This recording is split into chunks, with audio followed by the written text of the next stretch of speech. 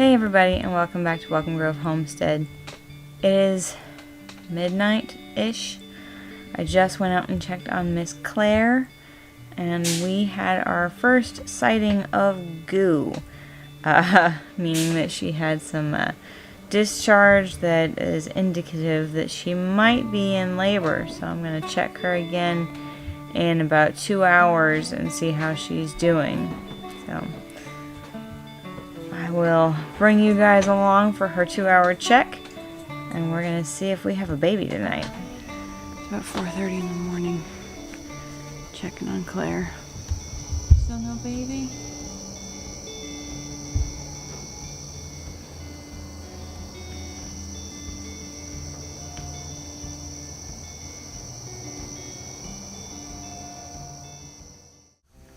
So Claire has been running us rather ragged.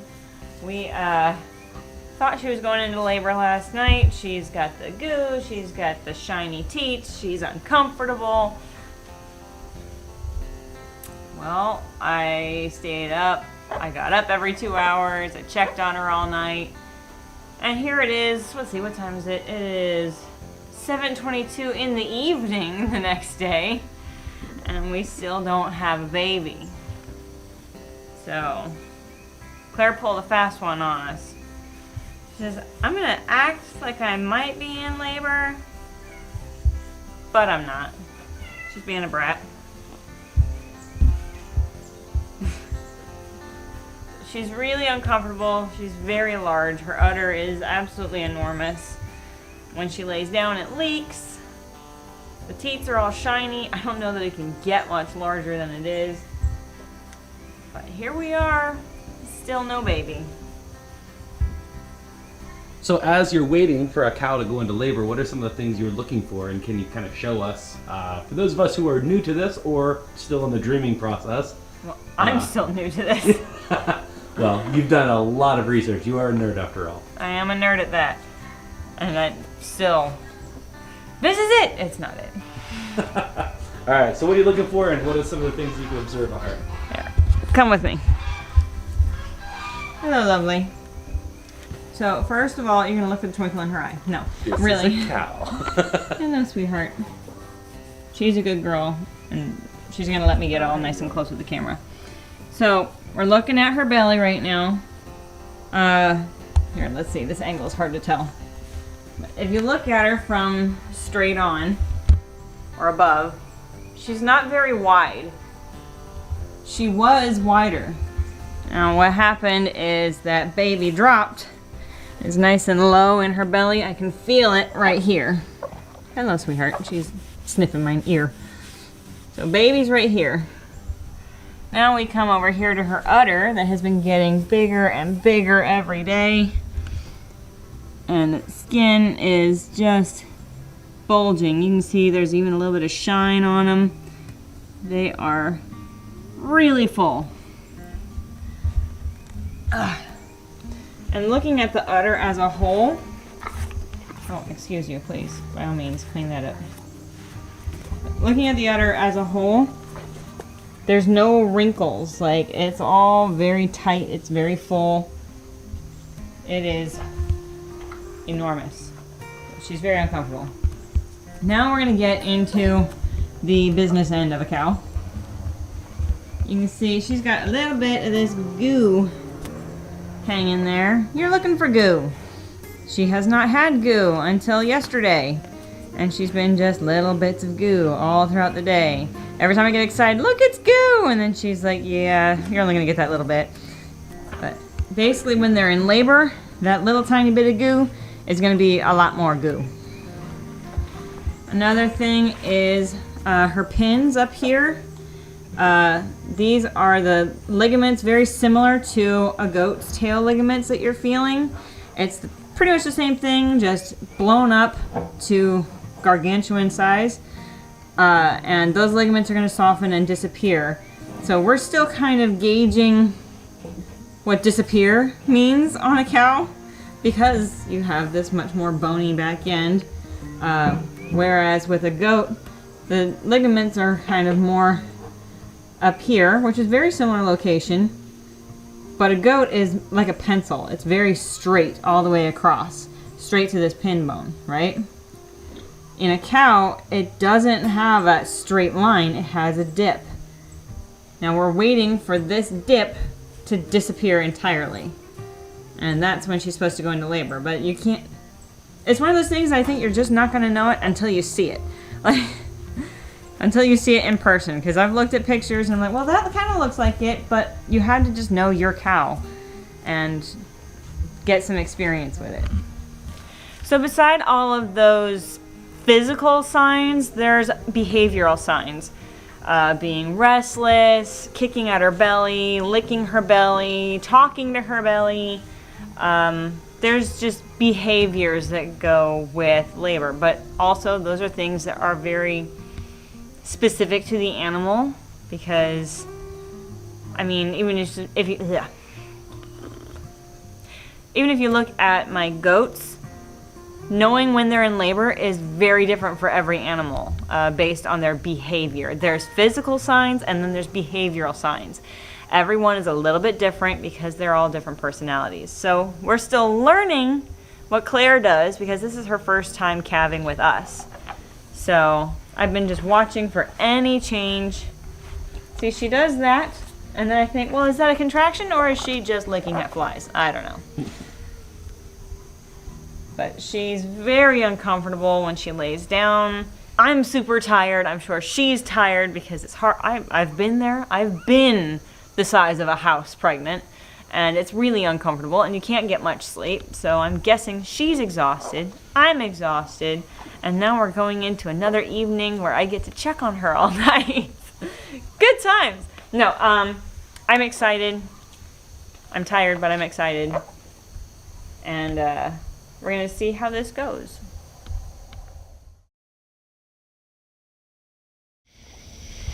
I'm putting some udder balm on Claire's teats because they're getting so big. The skin is starting to dry out. I'm getting a little flaky. So, it's a little difficult on the one she's laying on. But just try and give her a little bit of relief. That dry skin. I'm crossing my fingers. She's ready to join us. Well, now you jinxed it. Come on, little girl. We're rooting for you. If you're a boy, we'll be happy.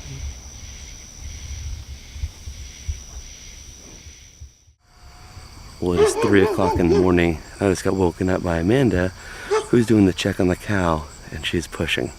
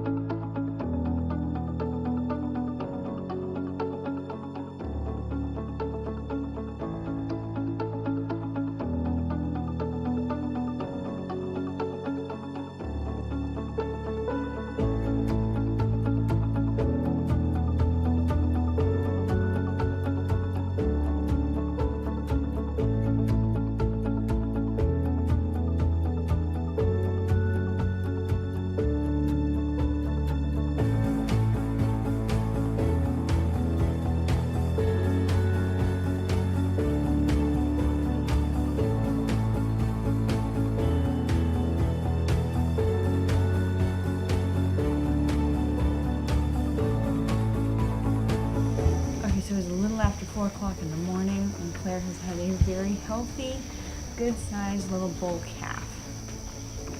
We're a little disappointed it's not a heifer, but very happy that everything went very smoothly. She delivered him on her own. He's healthy, he's strong. He still hasn't nursed yet, so we're gonna watch him until he does. But very happy overall that things were very smooth.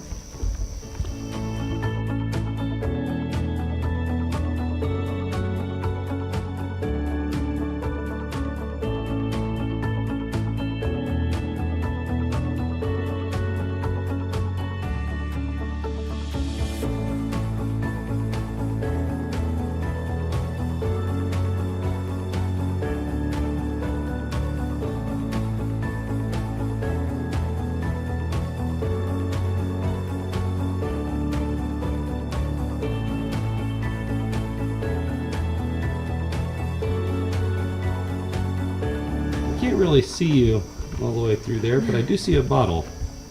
And I see a very confused baby. What's the plan here? So I am milking some colostrum into the bottle. Her teeth are short, her bag is full. Hi, Mom. You alright? Good girl. And he wants to latch onto me instead of her. He's just having a hard time because her teeth are short and her bag is full. So I think I'm just gonna, since we're gonna bottle raise him anyway, I'm not super motivated to get him to latch. You're okay, Mom. So the plan is to bottle raise him. Yes, the plan is to bottle feed him. And generally, why is that? This was something you planned well in advance, but I'm just kind of curious. You want to share your thoughts on that? Yes, we talked about this actually in our last video. Hi, buddy. That's super helpful.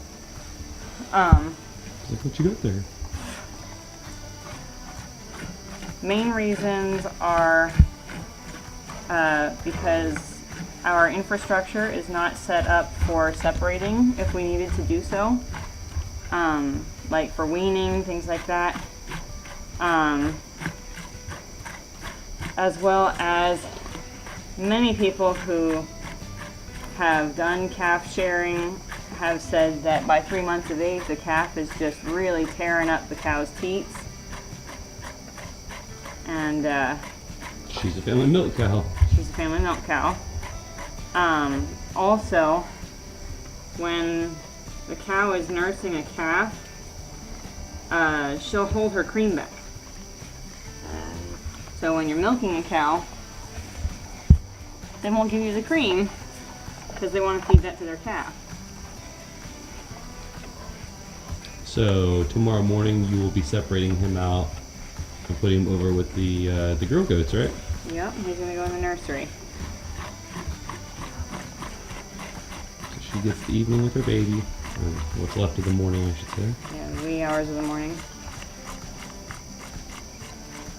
And you just gonna hand milk that whole bottle, you think?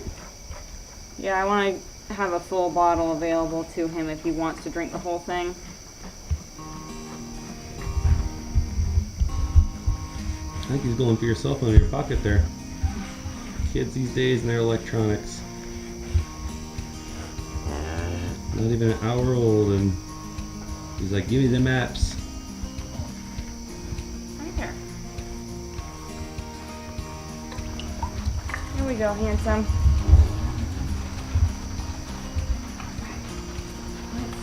Let's not inspect Mom's nasty tail.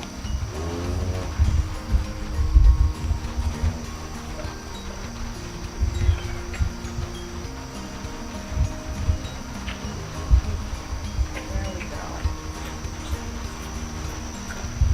Did you just lick my butt? Thank you. Rather instant. He's actually drinking it, isn't he? He's working on it. There we go. He's got a latch.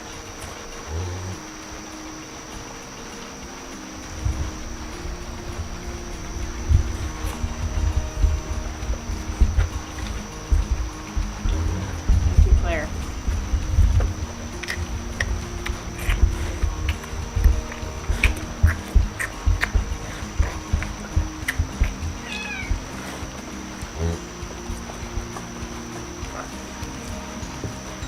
Oh, that was great.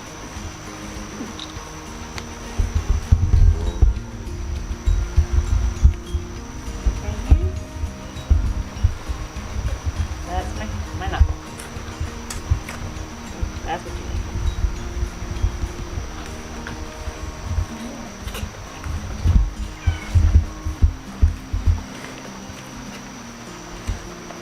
Sandpaper tongue, man. Mm-hmm. Feels great. Feels so great on my knuckles. Like a free exfoliation. She's getting all the leftovers. Ow. Jiminy Cricket. It's like a cowie petty. No men involved. So you're going for a second bottle, huh? Yeah. He has just about killed it too. Hungry little guy.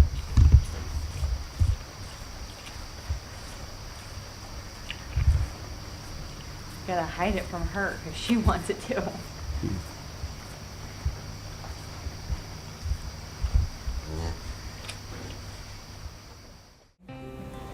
So right now I am filtering, this is the milk I just got out of Claire. This is colostrum, which is the first milk that is produced after any mammal gives birth. It's full of antibodies and all kinds of good stuff for the baby. It's basically a kick boost to the baby's immune system. Kick boost? Kickstart. Kickstart. What's the deal with colostrum and babies who are not able to get it? What can you kind of expect from those babies? 9 times out of 10, that baby is not going to make it if it does not get colostrum. I personally don't know of any babies that survive not getting colostrum. Just because their immune system is so... Because their immune system is completely open to anything and everything. They have no antibodies. They have no immunity. So they die really easily from a very simple cold. They get pneumonia. It's just, they really need it to kind of get their immune system working, get it functioning. Eventually their own system will take over and create their own antibodies, but basically whatever the mom has antibodies for, the baby will get from her milk. Let me ask you one more question. How are your forearms feeling? My forearms are feeling okay, it's my hands. Yeah? So Claire's teats are so blown up right now with all the edema, which is fluid under the skin.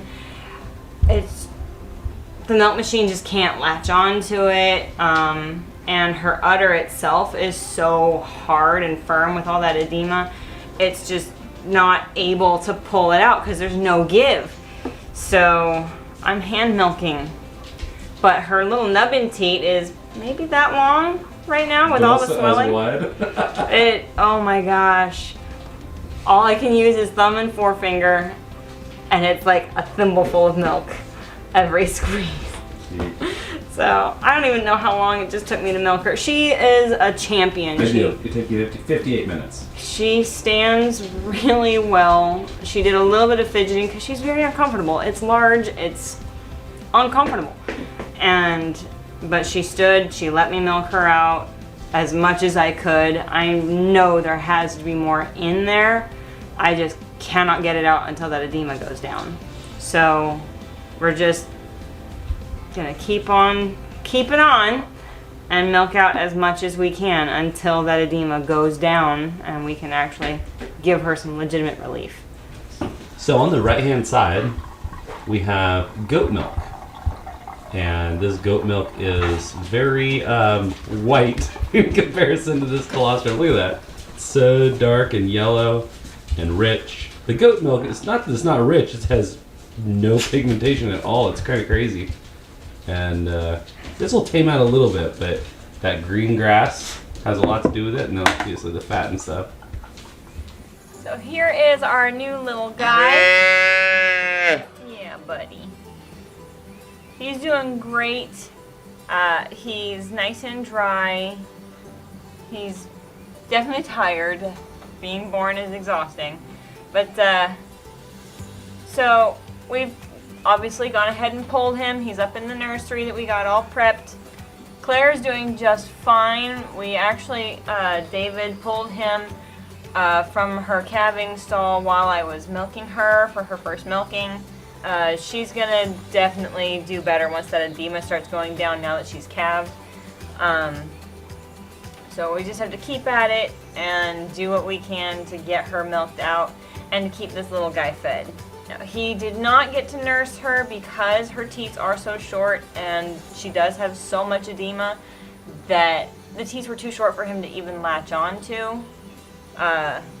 So he had to go straight onto a bottle, which is absolutely fine because I was planning on bottle raising him anyway. And so he took to it really well. He drank down actually about 7.5 pints for his very first bottle. So he had a nice full belly. He's doing great.